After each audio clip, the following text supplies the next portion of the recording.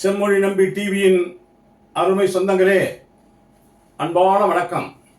செம்மொழி நம்பி டிவியை சப்ஸ்கிரைப் செய்து விட்டீர்களா? இதுவரை சப்ஸ்கிரைப் செய்யாதவர்கள் சப்ஸ்கிரைப் செய்து எங்களுக்கு நல்ல ஆதரவு தரும்படி அன்போடு கேட்டுக்கொள்கிறோம். நம்முடைய முதல்வர் மு.க.ஸ்டாலின் அவர்கள் அருமையான தன்னுடைய சபதத்தை முடித்து இன்றைக்கு வெற்றி பெற்றிருக்கிறார். என்னவென்று கேட்கிறீர்களா? ஒரு படத்திலே ஒரு பாட்டு வரும், ஆட்டத்தை ஆடு வெள்ளாட்டின் சபதம் அது பொல்லாத சபதம். அருமையான ஒரு பாட்டு அது. ஆடுகள் மோதட்டும் புலியோடு என்று வரும். நம்முடைய முதல்வர் அவர்கள் ஒரு சபதத்தை எடுத்து மோதி இன்றைக்கு வெற்றி பெற்று மீண்டும் அமைச்சரவையிலே செந்தில் பாலாஜி அவர்களை சேர்த்து தன்னுடைய சபதத்தை முடித்திருக்கிறார். நம்முடைய கட்சியிலே ஒரு அமைச்சராக ஆக்கப்பட்டவர், தளபதியினாலே உருவாக்கப்பட்டவர்.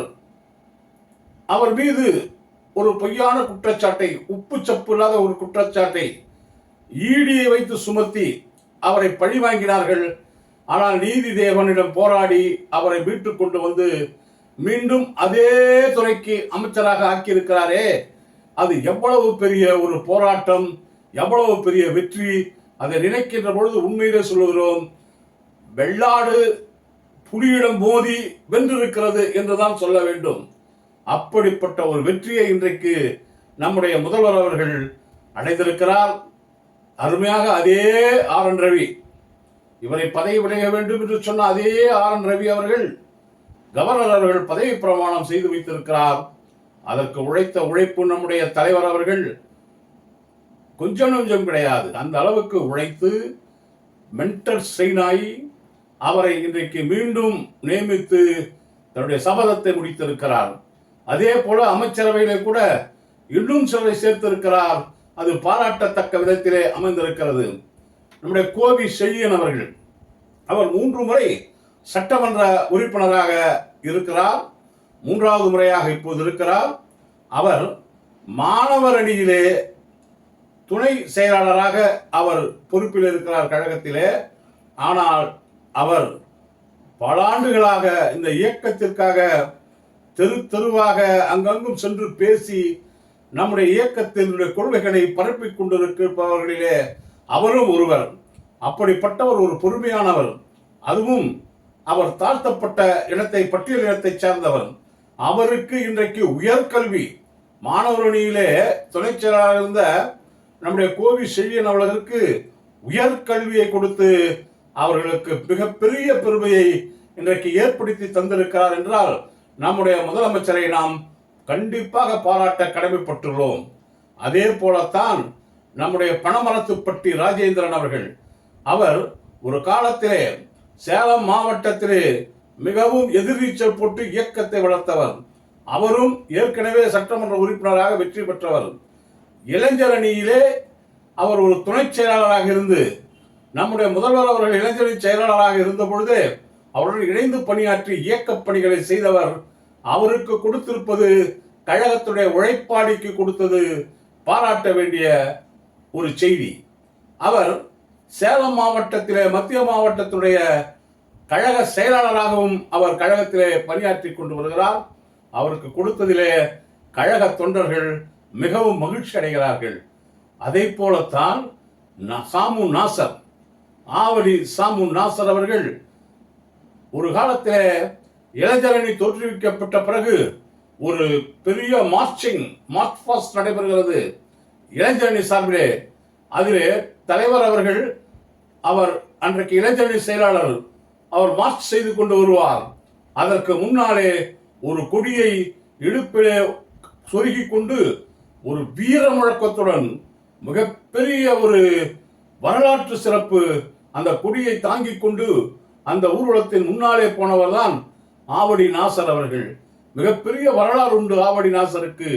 அவருக்கு மீண்டும் கொடுத்திருக்கிறார்கள் என்று சொன்னால் அதுதான் நம்முடைய தலைவர் என்றைக்கும் கழக தோழர்களுக்கு, விசுவாசிகளுக்கு கைவிட மாட்டார். தவறு செய்தால் கண்டிப்பார், மீண்டும் அவர்களை அரவணைப்பார் என்பதற்கு ஆவடி நாசரே ஒரு உதாரணமானவர். ஆக இப்படி எண்ணற்ற நல்ல குணங்கள் தலைவரிடம் இருக்கிறது. செந்தில் பாலாஜி அவர்கள் பாதிக்கப்பட்டு விட்டாரே என்ற அந்த எண்ணத்தின் அடிப்படையிலே அவரை நம்ம காப்பாற்ற வேண்டும் என்று காப்பாற்றி அவருக்கு மீண்டும் அதே பதவியை கொடுத்திருக்கிறார் என்றால் அந்த தாய் உள்ளத்தை பாராட்ட வேண்டும். அது மட்டும் கிடையாது அருமைக்குரிய நண்பர்களே, இன்றைக்கு ஆவடி நாசர், அதே செந்தில் பாலாஜி, நம்முடைய பணமரத்துப்பட்டி ராஜேந்திரன் இவர்களுக்கெல்லாம் கொடுத்து மந்திரி பதவியை கொடுத்து இன்றைக்கு பெருமைப்பட்டு இருக்கின்ற நம்முடைய முதல்வர் அவர்களை நாம் எந்த வகையில் எதை சொல்லி பாராட்டுவது என்று தெரியவில்லை. எப்படிப்பட்ட முதல்வர்! சில மாற்றங்களும் அமைச்சரவையிலே செய்திருக்கிறார். நம்முடைய உதயநிதி அவர்களுக்கு அருமையாக ஒரு துணை முதலமைச்சரை கொடுத்திருக்கிறார். உதயநிதி ஸ்டாலின் அவர்கள் இளைஞர், பாராட்டத்தக்கவர். அவர் ஒரே ஒரு செங்கல்லை வைத்துக் கொண்டு இந்த ஆட்சி அமைவதற்கு ஒரு யுக புரட்சியை செய்தவர் நம்முடைய அன்பிற்குரிய உதயநிதி ஸ்டாலின் அவர்கள். அவர் பேச்சு மக்கள் மத்தியில் ஈடுபடுகிறது. அவரை விரும்புகிறார்கள், கழக தோழர்கள் விரும்புகிறார்கள், நாட்டு மக்கள் விரும்புகிறார்கள். அப்படிப்பட்டவரை அவர் தன்னுடைய மகன் என்று கருதவில்லை. ஆனால் அவரை மக்கள் ஏற்றுக்கொண்டிருக்கிறார்கள். எதிர்காலத்திலே திராவிட முன்னேற்ற கழகத்திற்கு ஒரு பிடிப்பு கிடைத்து விட்டது, ஒரு தலைவன் கிடைத்து விட்டான் என்று நினைக்கின்ற பொழுது நாம் தலைவர் தளபதி அவர்களுக்கு நன்றி சொல்ல கடமைப்பட்டிருக்கிறோம். அருமை நண்பர்களே, இந்த இயக்கத்தை யாரிடம் கொடுத்தாலும் இந்த அளவுக்கு ஒரு கான்கிரீட்டாக உறுதியாக செய்வது மிகப்பெரிய கடினம்தான். பல போட்டிகள் இருக்கும். ஆனால் இன்றைக்கு இந்த இயக்கம் அழியாமல் காப்பாற்றப்பட்டிருக்கிறது. ஏறத்தாழ் 75 ஆண்டுகள் இந்த இயக்கம் பவள விழா கொண்டாடுகின்ற நேரத்திலே இன்னும் 50 ஆண்டுகள் இந்த இயக்கம் தொடர்ந்து வெற்றி பெற்று தமிழகத்திலே நிலைநிறுத்தி இருப்பதற்காக இன்றைக்கு தலைவர் அவர்கள் எடுத்த முடிவு பாராட்ட வேண்டிய முடிவு. அவருக்கு திராவிட முன்னேற்ற கழகத்தின் கழகத்தோழர்கள் நன்றி செலுத்த கடமைப்பட்டவர்களாக இருக்கிறோம் என்பதை இந்த நேரத்திலே நான் தெரிவித்துக் கொள்கிறேன்.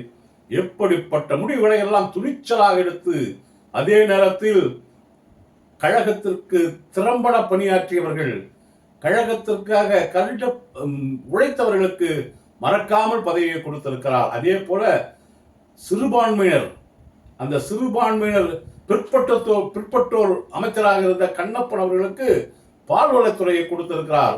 அவர் ஒரு சிறந்த நிர்வாகி, அருமையான ஆற்றல் பெற்றவர், எந்த நிர்வாகத்தையும் திறம்பட செய்யக்கூடியவர்.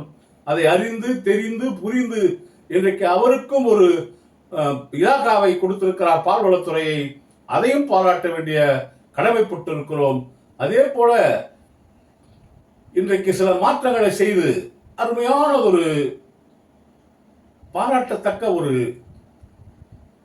பாராட்டுதல் பெறுகின்ற ஒரு நல்ல நடவடிக்கையை தலைவர் அவர்கள் எடுத்து திறம்பட செய்திருக்கிறார். இன்றைக்கு நான் ஆரம்பத்தில் சொன்னானே, வெள்ளாட்டின் சபதம் அது பொல்லாத சபதம். ஆட்டத்தை ஆடு புலியுடன் ஆடு, பொட்டிக்கு வருகின்ற ஆட்டமாடு, இங்கு ஆடுகள் மோதட்டு புலியோடு என்று ஒரு பாட்டு வரும். இன்றைக்கு புலியுடன் மோதி இன்றைக்கு ஆடு வென்றிருக்கிறது. புலியை தூளாக்கி புறமுதுகிட்டு புலியே ஓடுகின்ற அளவுக்கு இன்றைக்கு நம்முடைய தலைவருடைய ஆற்றல் வெளிப்பட்டு இருக்கிறது என்பதை இந்த நேரத்தில் நான் சொல்லிக்கொள்ள விரும்புகிறேன். அருமைக்குரிய நம்முடைய செம்மொழி நம்பி சொந்தங்களே, மறந்து விடாமல் நம்முடைய செம்மொழி நம்பி டிவியை சப்ஸ்கிரைப் செய்து எங்களுக்கு நல்ல ஆதரவு தரும்படி அன்போடு கேட்டுக்கொள்கிறேன். வாழ்க தளபதி, வாழ்க அவருடைய தொண்டு, வாழ்க தமிழகம். நன்றி, வணக்கம்.